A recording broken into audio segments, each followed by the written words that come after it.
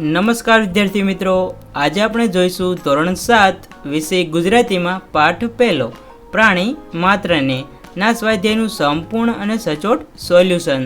તો ચાલો શરૂ કરીએ. મુખ્ય સવાલ 1, વાતચીત.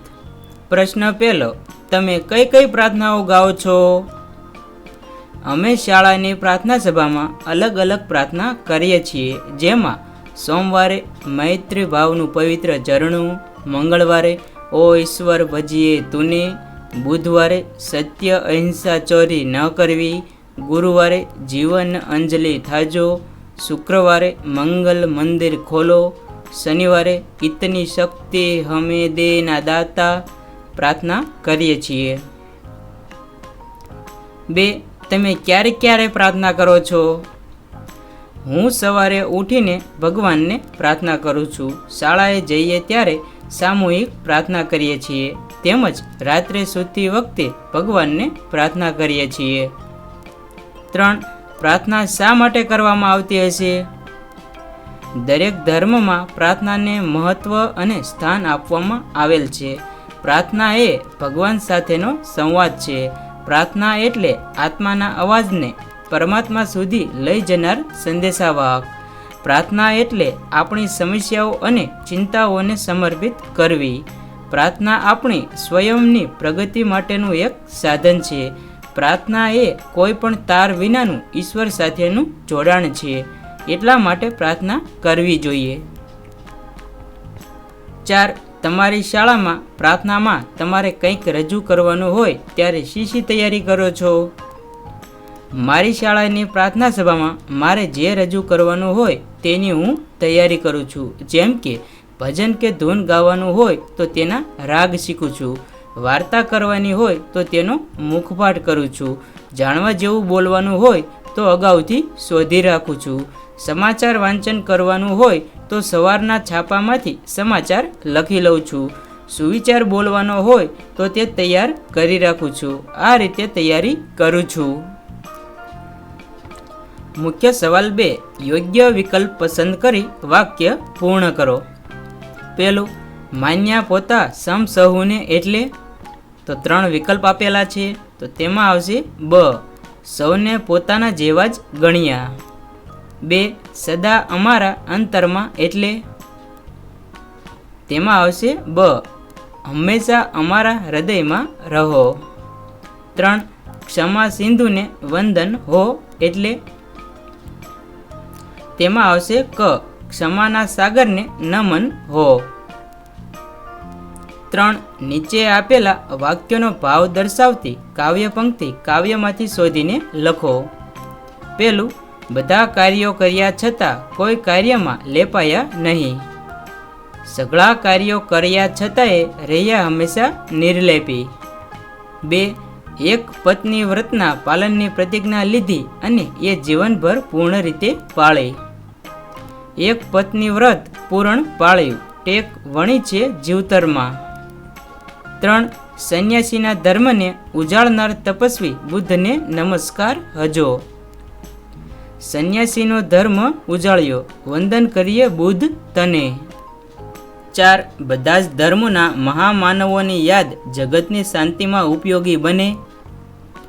સર્વધર્મ સંસ્થાપક સ્મરણો વિશ્વ શાંતિમાં ખપ લાગો. 4, કૌંસમાં આપેલા શબ્દોનો ઉપયોગ કરીને ખાલી જગ્યા પૂરો. પહેલું, મહાવીર સ્વામીએ ખાલી જગ્યા અહિંસાનું આચરણ કર્યું, તેમાં આવશે પૂર્ણ. 2, ગૌતમ બુદ્ધે ખાલી જગ્યા માર્ગનો બોધ આપ્યો, તેમાં આવશે મધ્યમ. 3, શ્રી કૃષ્ણ સંસારમાં રહીને પણ અલિપ્ત રહ્યા, તેમાં આવશે યોગી. 4, હઝરત મોહમ્મદ પયગંબર રહમ નેકીના ખાલી જગ્યા પ્રચારક હતા, તેમાં આવશે પરમ. 5, ખાલી જગ્યા કામો કર્યા છતાંય રહ્યા હંમેશા નિર્લેપી, તેમાં આવશે સઘળા. 5, શબ્દ અને તેના અર્થ વાંચો. અર્થના આધારે વિકલ્પમાં આપેલા વાક્યોમાંથી જે વાક્ય કાવ્યના આધારે સાચું હોય તેની આગળ ખરાની નિશાની કરો. પહેલું, અંતર તો અંતઃકરણ મન. તેમાં આવશે પહેલું, નરસિંહના અંતરમાં હંમેશા શ્રી કૃષ્ણ રહેતા. 2. સમ, સરખું, સમાન. તેમાં આવશે કોઈ પણ બે વ્યક્તિ બધી બાબતમાં સમ હોતી નથી. 6. કાવ્યમાં વપરાયેલા નીચેના શબ્દો વાંચો. આ બધા જ શબ્દોની એક વિશેષતા તમે નોંધી. આ બધા જ શબ્દો બે કે તેથી વધુ શબ્દો મળીને બન્યા છે. જેમ કે પ્રાણી અને માત્ર એ બે શબ્દો મળીને એક શબ્દ પ્રાણી માત્ર બન્યો છે, જેનો અર્થ થાય બધા પ્રાણીઓ. એવું જ જન સેવા શબ્દનું પણ છે, જેમાં જન અને સેવા શબ્દ ભેગા થયા છે, જેનો અર્થ થાય છે જન સેવા, એટલે કે લોકોની સેવા. બીજા શબ્દો વિશે પણ આ રીતે વિચાર કરો. આ પ્રકારના અનેક શબ્દો ભાષામાં વપરાતા હોય છે. આ શબ્દોનો અર્થ પણ થોડો બદલાય છે. આવા શબ્દો અંગે વિચારો અને આ કાવ્યમાં ઉપયોગ ન થયો હોય તેવા 3 શબ્દો લખો. તો કાવ્યમાં ન વપરાયેલા હોય તેવા શબ્દો છે ભક્તિ સંગીત, પ્રભુ ભક્ત, સ્વામી ભક્ત, યોગ વિદ્યા, ભસ્મલેપ, સોમરસ. 7. કૌંસમાંથી યોગ્ય શબ્દ પસંદ કરી ફકરો પૂર્ણ કરો. અહીં કૌંસમાં જે પણ શબ્દ આપેલા છે તે શબ્દનો ઉપયોગ કરીને આપણે પેરેગ્રાફ પૂર્ણ કરવાનો છે. નાનકડી ટેકરીની પાછળ રળિયામણું ગામ હતું. ગામમાં આશરે 200 ઘર હતા. કોઈના ઘર નાના તો વળી કોઈના ઘર મોટા. ગામને પાદર કૃષ્ણનું મંદિર, તેના પર સર્વધર્મ ધજા ફરકે. એના આંગણામાં લીલાછમ ઝાડવા, તેની ઉપર રંગબેરંગી પક્ષીઓ કલોલ કરે. મંદિરમાં પિત્તળનો ઘંટ બાંધેલો, તેનો મધુર રણકાર સવાર સાંજ આખા ગામમાં ગુંજી રહે. આરતી સમયે તો અહીં ઘણી ભીડ રહે. 8. કૌંસમાંથી યોગ્ય શબ્દ પસંદ કરીને ખાલી જગ્યા પૂરો. પેલું, મહાવીર સ્વામીએ અહિંસાનું આચરણ કર્યું, ખાલી જગ્યા બધા પ્રાણીઓને રક્ષણ આપ્યું. તો કૌંસમાંથી 2 શબ્દ આપેલા છે, તેમાંથી ગમે તે એક શબ્દ પસંદ કરવાનો છે. તો તેમાં આવશે અને. 2. શ્રી કૃષ્ણે બધા જ કાર્યો કર્યા, ખાલી જગ્યા જીવનભર એ બધાથી અલિપ્ત રહ્યા. તેમાં આવશે પરંતુ. 3. વરસાદ વધુ હતો, ખાલી જગ્યા હું ઘરેથી નીકળી ન શકી. તેમાં આવશે તેથી. 4. તમે સવારે નીકળશો, ખાલી જગ્યા સાંજે. તેમાં આવશે કે. મુખ્ય સવાલ 9. નીચેના વાક્યોમાં યોગ્ય સંયોજક મૂકી વાક્યોને ફરીથી લખો. પેલું, મેં એને કહ્યું નહોતું છતાં તેણે મારું કામ કરી નાખ્યું. અહીં લાલ રંગ છે તે સંયોજક છે.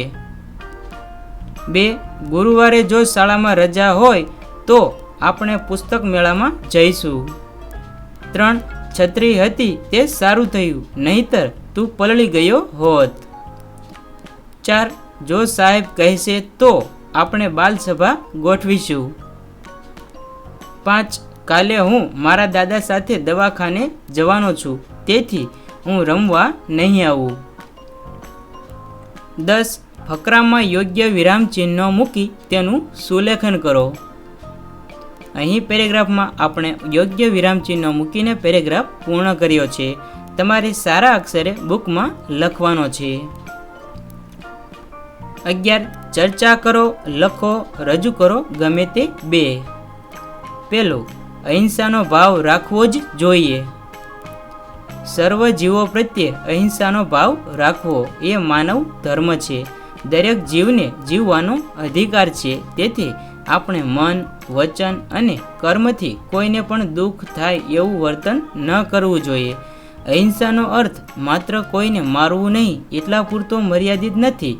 કોઈના વિશે ખરાબ વિચારવું એ મનની હિંસા છે. કોઈના વિશે ખરાબ બોલવું એ વાણીની હિંસા છે. અને કોઈને મારવું એ કર્મની હિંસા છે.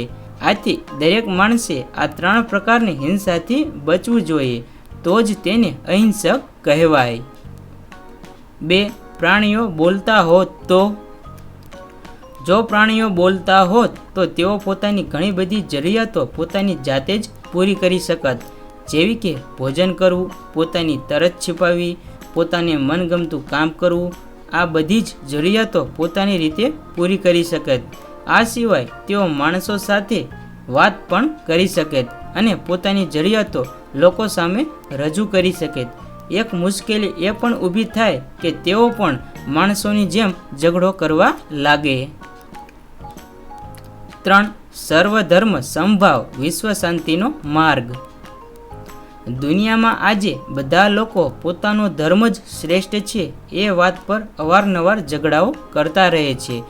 જો બધા ધર્મોને એક સરખું મહત્ત્વ આપવામાં આવે તો ધર્મના નામે થતા આવા ઝઘડાઓ ન થાય અને વિશ્વમાં ધર્મના નામ પર જે યુદ્ધો લડાઈ રહ્યા છે આવા યુદ્ધો પણ ન થાય અને વિશ્વની અંદર લોકો શાંતિથી રહી શકે. બધા લોકોએ વસુધૈવ કુટુંબકમની ભાવના રાખીને બધા જ ધર્મને માન આપવું જોઈએ, જેથી વિશ્વમાં શાંતિ જળવાઈ રહે. 12. પ્રશ્નોના જવાબ લખો. પહેલું, કાવ્યમાં કયા કયા મહામાનવોનો ઉલ્લેખ થયો છે? આ કાવ્યમાં મહાવીર સ્વામી, ગૌતમ બુદ્ધ, ભગવાન શ્રી રામ, શ્રી કૃષ્ણ, ઈસુ ખ્રિસ્ત, મોહમ્મદ પયગંબર વગેરે મહામાનવોનો ઉલ્લેખ કરવામાં આવ્યો છે. 2. રામને અંતરમાં રાખવાની વાત કેમ કરી હશે? ભગવાન શ્રી રામ માનવ માટે આદર્શ છે. તેમણે પોતાના જીવનમાં જે આદર્શો અપનાવ્યા તે દરેક લોકોએ અપનાવવા જોઈએ. તેમની મર્યાદા, નીતિમત્તા, તેમનું પ્રતિજ્ઞા, ન્યાય, શૌર્ય, મિત્રતા આ બધા જ આપણા જીવનમાં પણ આવે એટલા માટે આપણે રામને અંતરમાં રાખવા જોઈએ. 3. કાવ્યનો મુખ્ય સંદેશ શું છે?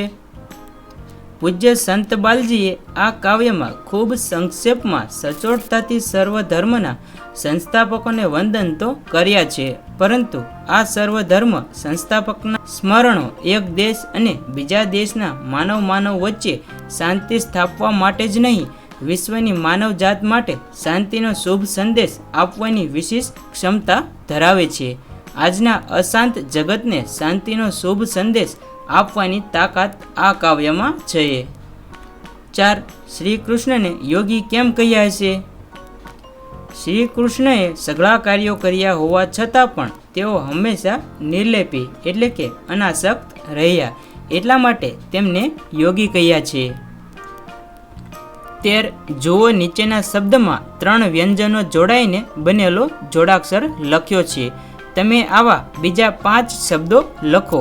તેમાં રહેલા વ્યંજનો ઉદાહરણ મુજબ અલગ પાડો. બખ્તરમાં જોડાયેલા વ્યંજન છે ખ અને ત, બુદ્ધમાં દ અને ધ, મિસ્ત્રીમાં સ, ત, રી, શુદ્ધમાં દ અને ધ, દ્રષ્ટિમાં સ અને ટ, પરસ્ત્રીમાં સ, ત, રી, શાસ્ત્રમાં સ, ત, ર, અસ્ત્રમાં સ, ત, ર. આવી રીતે વ્યંજન જોડાઈને શબ્દ બનેલા છે. 14. તમને ગમતી અન્ય પ્રાર્થનાની 5-7 પંક્તિ લખો.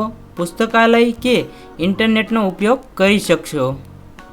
અહીં મેં વૈષ્ણવજન તો તેને કહીએ તે પ્રાર્થના લખી છે. તમે બીજી પણ પ્રાર્થના લખી શકો છો. તો વિદ્યાર્થી મિત્રો, વિડીયો પસંદ આવ્યો હોય તો વિડીયોને લાઇક, શેર અને સબસ્ક્રાઈબ કરવાનું ભૂલતા નહીં. તો ચાલો જલ્દી જ મળીશું નવા વિડીયોમાં.